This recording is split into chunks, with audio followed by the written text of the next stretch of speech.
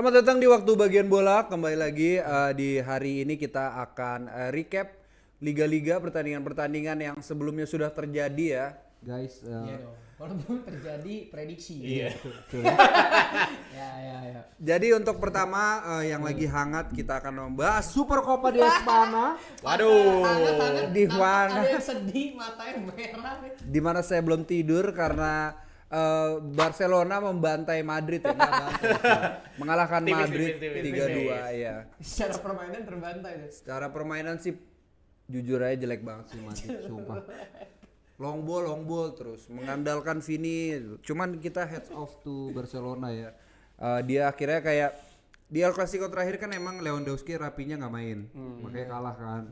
Sekarang mereka main jadi Full tim nih ya. Beneran tim. kacau tuh. jadi membuat membuat kacau Madrid jadinya. Tapi udah pasti juara liga lah kalau. Saya lihat Den Huylen sudah bermain lagi rating 6,0. Gimana nih? Gue rasa semalam tuh nggak ada yang ratingnya lebih tinggi dari 6. Paling Vini kali ya. Vini Iya, 7, Iya Vini doang. Vini bermain bagus memang tadi malam. Beberapa kali take on ya dia berhasil dan berhasil ya. Iya. Ngecoh.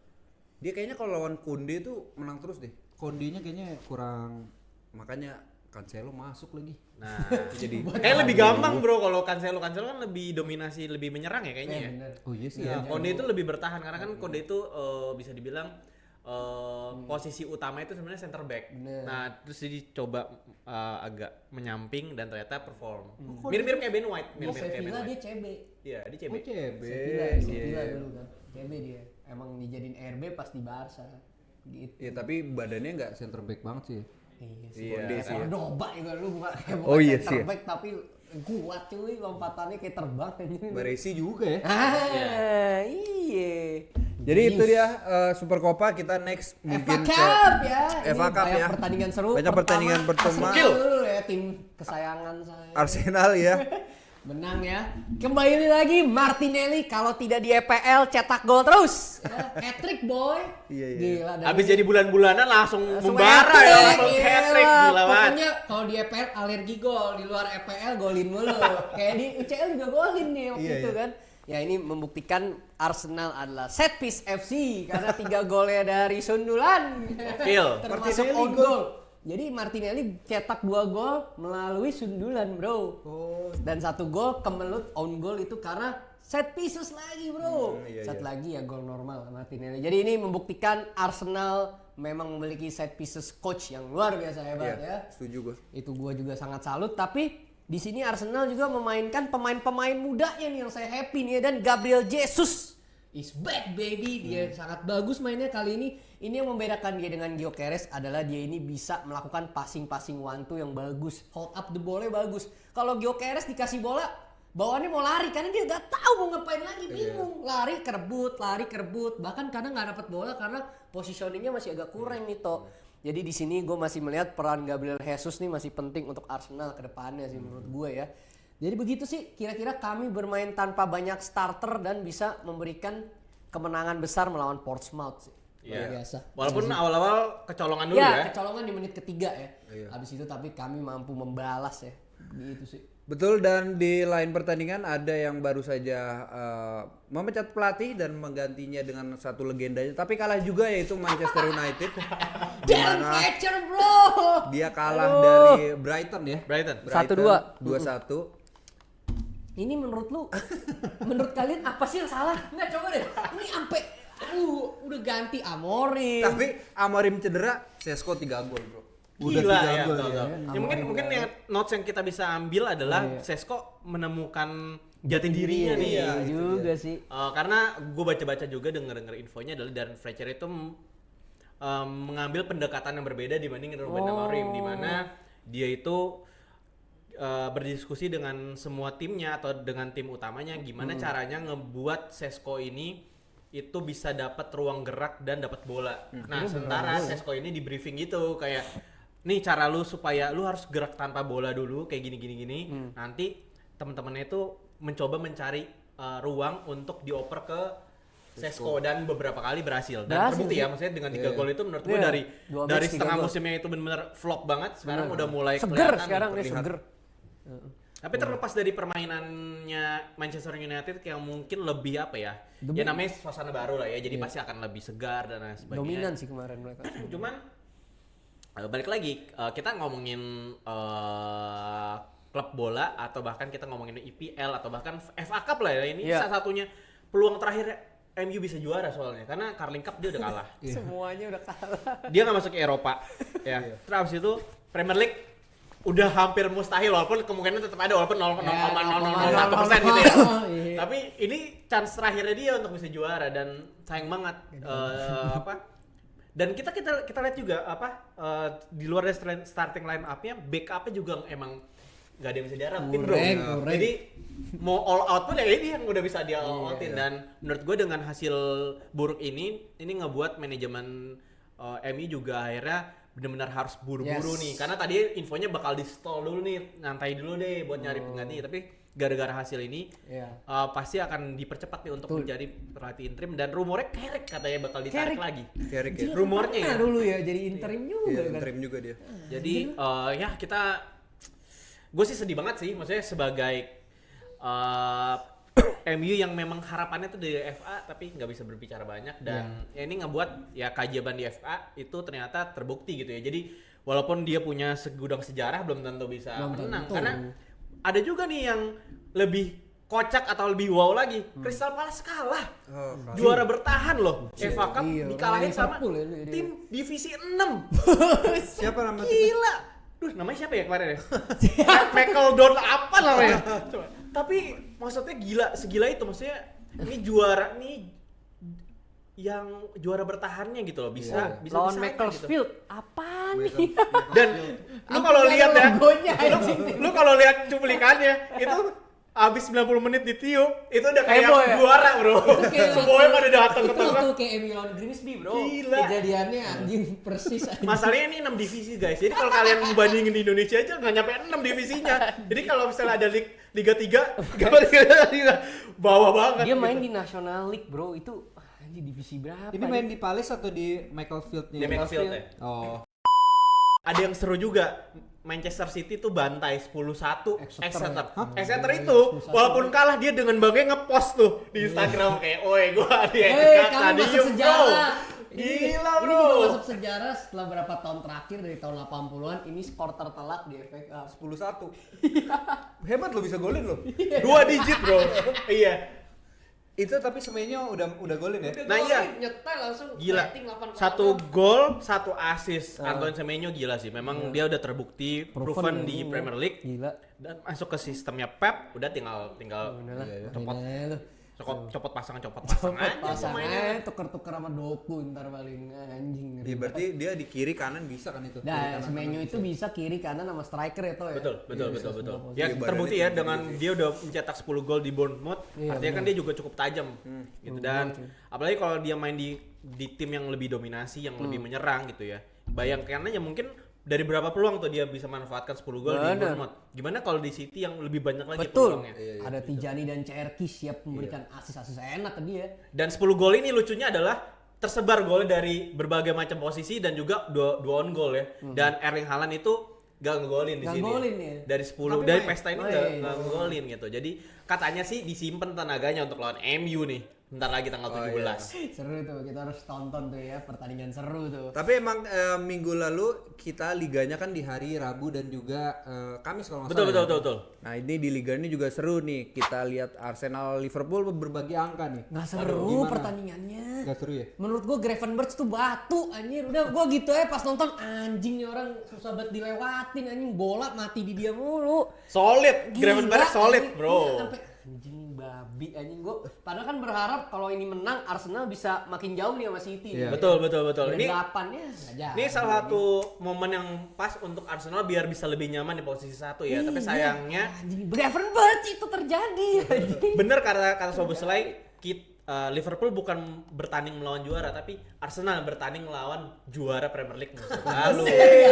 Iya benar sih. Ya. Sehingga menurut gua salah satu itulah maksudnya bagusnya dari Soboslai sendiri ya, dimana conference pers atau mungkin wawancara itu ngebuat juga pemain-pemain dari Liverpool mungkin moralnya jadi naik Kepercayaan gitu. diri Dan naik ya. Ya. dan Kalau menurut gue sih skor 0-0 skor imbang itu bisa dibilang adil ya, karena di babak pertama yang gue perhatiin Arsenal sangat dominasi. Bener. Liverpool benar-benar dibuat tidak nyaman. Bener. Setiap dapat bola selalu kerebut atau salah passing, bahkan dibuang ke depan, dan Bener. Arsenal tuh pressingnya gila banget. Betul. Nah, tapi keajaibannya tuh dia didapatin sama Liverpool di babak kedua, di mana Iya. dengan komposisi yang sama, gue nggak tahu ya Arne Slot itu ngomong apa sama timnya, sama pemain-pemainnya, tapi akhirnya bisa dibalik. Dan dominasi utamanya justru dari Liverpool, sehingga possessionnya pun Liverpool lebih banyak tuh.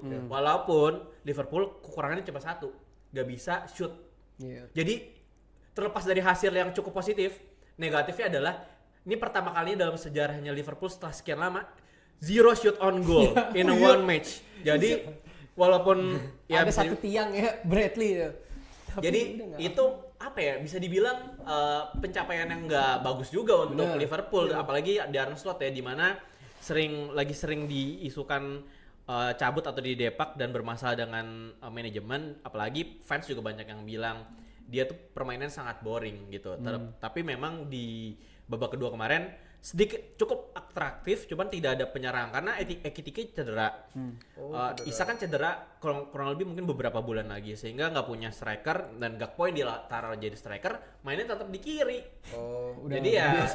nggak ada tengahnya benar-benar kosong. Berarti Sehingga nggak ada tendangan spekulasi gitu dari luar ya? dan ada satu terakhir itu Conor Blakely, dan itu Blakely juga doang. kena tiang, dan dari jauh. satu dari sekian banyak, dan itu menurut gua nggak sengaja juga ya. Jadi bukan yang kayak Tapi bukan kalau yang gue ngeri juga. bukan yang memang set up play gitu Iya, loh. bener. Gitu. Jadi ya skor imbang menurut gue cukup adil.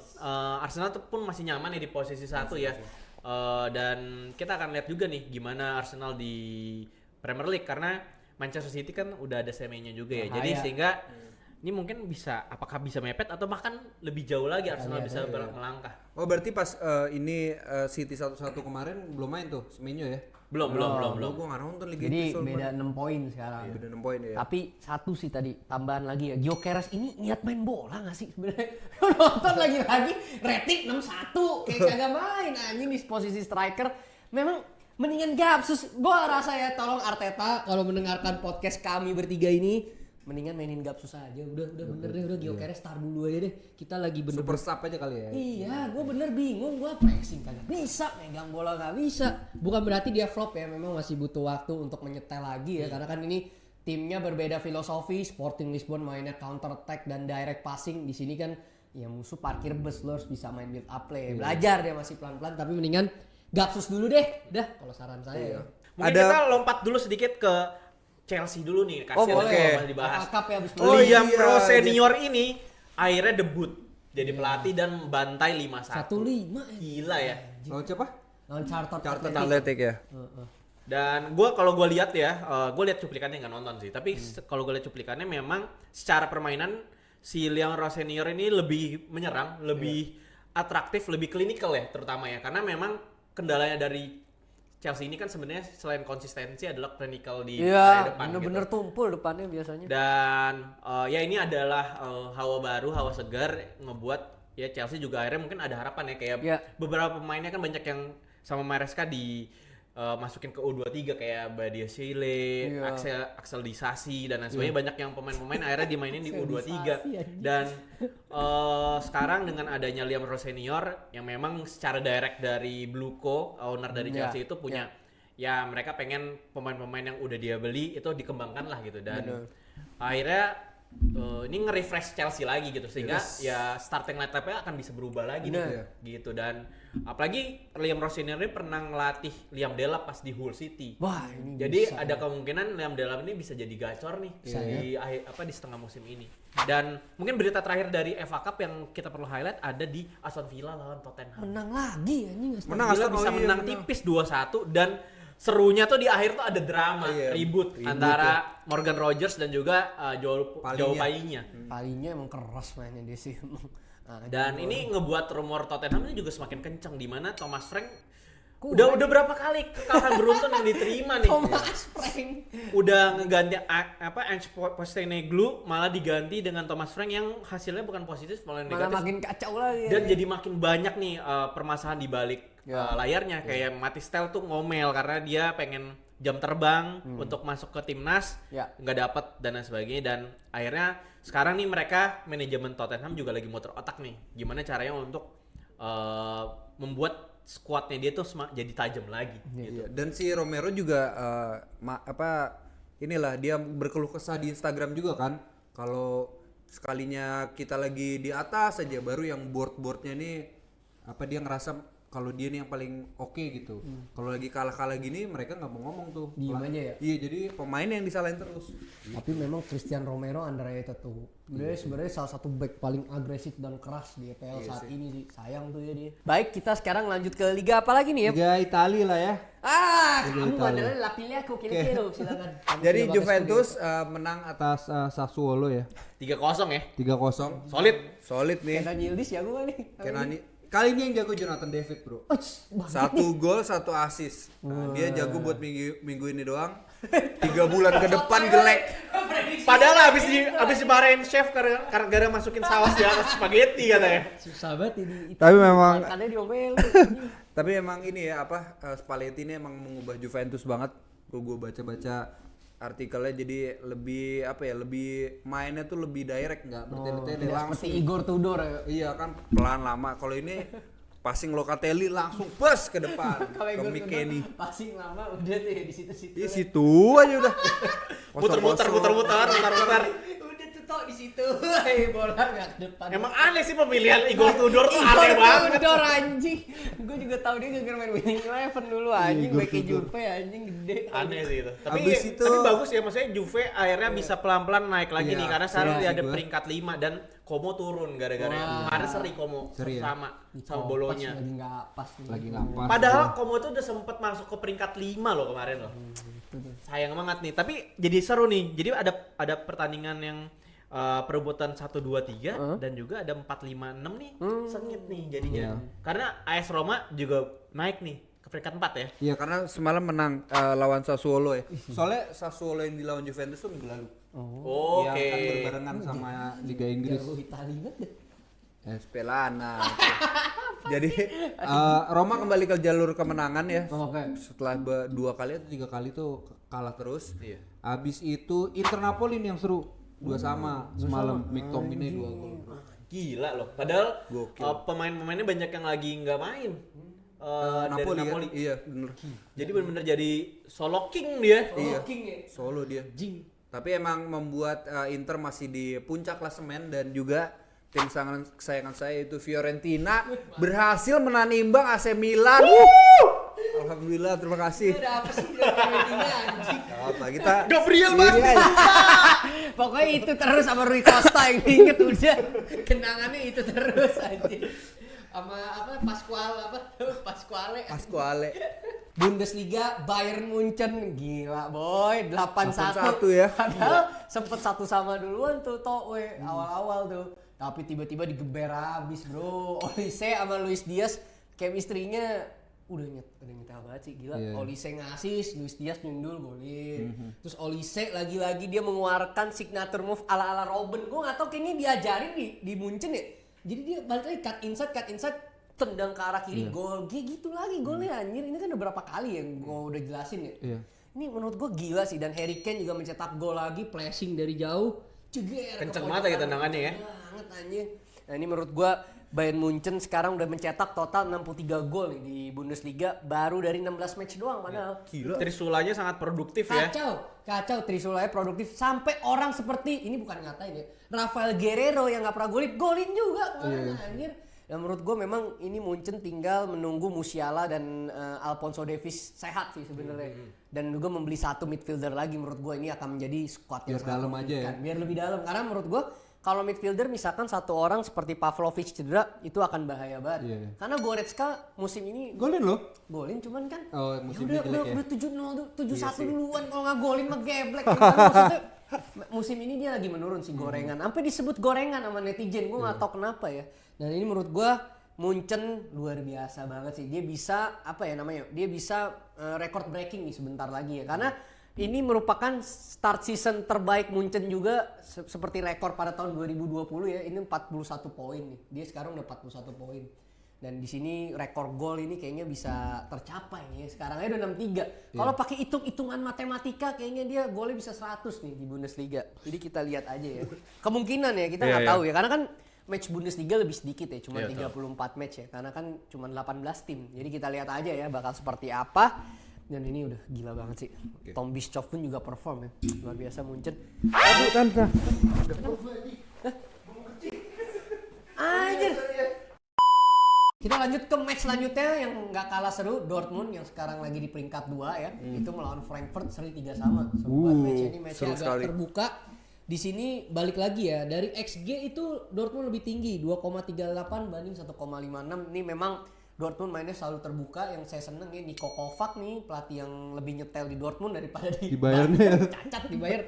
Nah, gue lihat ya quarterback ini selalu perform bro. Ini kayaknya one of the best back juga ya di samping yang sudah pernah disebut oleh Duito dan dulu ya. Seperti tadi Gabriel sama Bastoni, gue ngeliat selanjutnya ada si quarterback ini sih gila, masih muda umurnya 26. Dia bisa itu di dulu back DM sayap, juga ya? bro, dulu. Back sayap Dulu banget back sayap. Tapi di plus jadi back tengah lebih top. Iya. Ya itu kita melihat juga Niklas Sule ternyata masih bisa perform Masih bisa, ya. Masih iya. bisa ya dengan badannya yang gede itu ya. Dan di sini Can Uzun wonderkid dari Frankfurt bermain dengan baik ya. Itu wonderkid dari Turki itu dia ya. Dan sebenarnya kita lihat Frankfurt mainnya tuh direct parah kalau kita tahu. Mungkin kalau secara passing akurasi nggak terlalu oke, tapi clinical banget sih. Dan ini juga terjadi gol-gol seru di menit-menit akhir ya, 90 plus berapa tuh tadi? 90 plus 2 sama 90 plus 5. Iya itu. Tadinya udah mau kalah tuh, udah menang Frankfurt tuh ya 3-2. Dortmund golin terakhir. Chukwuemeka dari Chukwuemeka. Chelsea ya? Chukwuemeka ya? Bener, dia pernah di Chelsea, Chukwuemeka. Kita lanjut ya, Leverkusen di Leverkusen. luar dugaan kalah 1-4 di kandang. Memang sudah bukan era di Alonso yang melawan Stuttgart. Ini ada pemain kesayangan Anda yang pengen dibeli oleh Madrid tetapi tidak jadi ya. Angelo Stiller ya, Stiller. lagi-lagi menjadi motor Stuttgart serangan. ini posisi berapa sih sekarang? Sekarang 5. Oh, 5. Jadi memang ini motor serangan dari si Stuttgart tuh Angelo Stiller dan Dennis Undav ini klinikal banget bro. Dia bisa nyundul walaupun sebenarnya badannya tidak terlalu tinggi ya. Iya. Tapi headingnya cukup on point, tendangannya oke dan memberikan 2 assist kemarin. Dan mendapatkan rating 8,9. Ini emang salah satu striker yang oke. Sebenarnya usianya emang sudah tidak muda, 29 tapi dia udah mateng banget iya. sih. Sayangnya dia nggak perform di Brighton ya, mungkin karena Ya, gaya bener. permainannya nggak cocok gitu ya. Kurang cocok. Tapi kalau di Bundesliga mungkin dia bisa nemuin lagi tuh. Nah, kalau di penampilannya. Brighton tuh ada satu tuh wonderkid Jerman yang jago di Brighton, Gruda namanya. Kalau Gruda. tahu Brajan Gruda, masih umur 21. Kemarin pas lawan MU man of the match-nya dia tuh. Oh, yang apa FA kemarin. Iya, dan Welbeck menghancurkan mereka lagi. Iya, Selalu lawan MU golin anjing. Danny Welbeck kayak ada dendam pribadi gitu ya. Iyalah. Tapi kalau ngomongin pemain Jerman juga yang ada di Premier League yang underrated Florian selain Wirtz. itu, ada juga Kevin Schade dari Brentford. Dia tuh tandemannya Igor Thiago. Makanya Igor Thiago kan sekarang pencetak gol kedua terbanyak di Premier League 14 kan. gol, gila. Nah, ada tuh kompatriotnya juga namanya Kevin Schade. Dia tuh bahkan menjadi pencetak gol hat-trick pertama di Brentford di musim ini. Anjing. Oh. Jadi dia masih muda juga, dibeli dari Freiburg. Nah, ini rumornya Kevin Schade ini juga mulai diincar-incar nih sama beberapa tim-tim besar karena dia secara gaya permainannya itu cukup oke dan apa ya, ini ngebuat Brentford juga agak tajam jadinya. Dia apa second striker kah atau? Dia bisa di sayap Bisa sayap bisa dia. kayak gitu. Jadi ya ini intermezzo aja. Intermezzo. Ya, kan, ngomongin Undav. Biar kita ini dong, kita kasih tahu inputan wonderkid juga ke kalian. Ada juga wonderkid di Stuttgart, tadi ya Stuttgart ya. namanya Chema Andres. Dia tuh wonderkid, dia jago karena dia dari Real Madrid. Selalu. Tapi serius sumpah. Chema Andres bagus dia. Bener-bener fans sejati. Tadi kalau kita ngomongin Castilla atau Real Madrid kemarin tuh gue baca berita dari X ya, di mana apa sih yang ngebedain La Masia sama Madrid Castilla. Jadi kalau secara filosofi memang kalau di La Masia itu atau di Barca itu pemainnya itu memang diorbitin untuk main nyetel di Barcelona, sehingga katanya nih banyak yang bilang, walaupun mungkin teman-teman bisa komen juga ya, katanya kalau pemain La Masia dipinjemin atau keluar dari Barca dia nggak akan perform atau kemungkinan performnya itu kecil karena gaya permainannya biasanya beda gitu. Nah kalau misalnya pemain-pemain dari Real Madrid itu memang dibuat akademinya untuk apa? Untuk misalnya di loan nih kayak Nico Pas dijual dulu, tapi ada opsi buyback. Ya. Nanti kalau cocok baru dibeli. Bener. Jadi memang ada sedikit perbedaan ini treatment untuk Ya. pemain mudanya sehingga ini seru juga sih untuk kita kulik. Boleh Kenapa juga. banyak pemain-pemain Madrid mungkin perform juga di liga-liga lain, nggak hanya di Liga Serie A ya, maksudnya di liga manapun lah gitu ya. Dan akhirnya nanti ujung-ujungnya dibeli lagi sama Madrid karena mereka biasanya nyicipin entah buyback atau mungkin ada ininya apa klausul kalau misalnya dia dapat 20% atau 10% Oh, dari kalau transfer gitu. ya. Gitu. Seperti Morata lu juga di buyback kan tuh sempet. Ya walaupun kalau misalnya Dari kita ngomongin Juventus Barca, ya. kayak Grimaldo juga dibayar Leverkusen kan nyetel juga. Nyetel. Dia La Masia terus habis itu pindah ke Benfica dulu, Iya, benar. habis itu dia masuk ke Bundesliga dan nyetel. Bahkan sekarang menjadi motor utamanya dari Iya, kaptennya Leverkusen Lu karena udah nggak ada ngandalin si dia doang udah. karena udah nggak ada Florian Wirtz lagi kan di sana Nggak jadi ada siapa-siapa, Boniface aja udah sama dia berdua aja. Kasian banget, Sakanya juga udah di Sunderland anjir. Kasian itu ya, memang salah satu story yang menyedihkan ya. Ya udah berarti udah dong. Ya udah itu aja kali ya untuk recap hari ini. Sampai jumpa lagi di waktu bagian bola. Sampai berjumpa lagi.